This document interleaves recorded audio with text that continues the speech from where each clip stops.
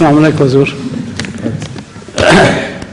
हजूर बुखारी शरीफ किताब बदल खलक बाब सीगतुल शम्स वल कमर में हज़रत अबू ज़र रज़ी अल्लाह अन्हु की रिवायत है कि रसूल करीम सल्लल्लाहु अलैहि वसल्लम ने फरमाया, जानते हो सूरज गुरूब होकर कहाँ जाता है?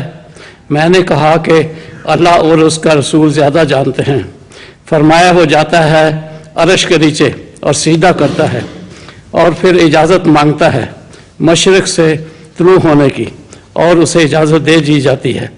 एक वक्त आएगा कि वो सीधा करेगा और इजाज़त मांगेगा मगर इजाज़त ना मिलेगी और हुक्म होगा कि पलट जा और मगरब से तुलू होगा। फिर आपने एक आयत पढ़ी जिसका तर्जुमा ये है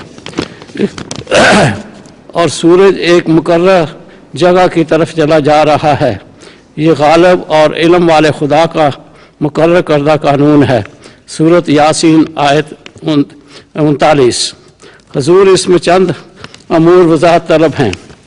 सूरज के गुरूब होकर अर्श के नीचे सीधा करने से क्या मुराद है?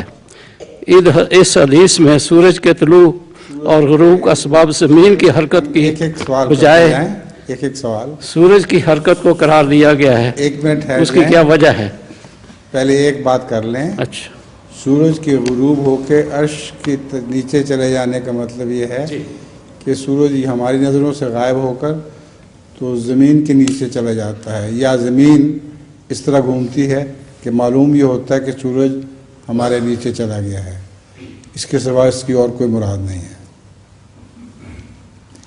दूसरा सवाल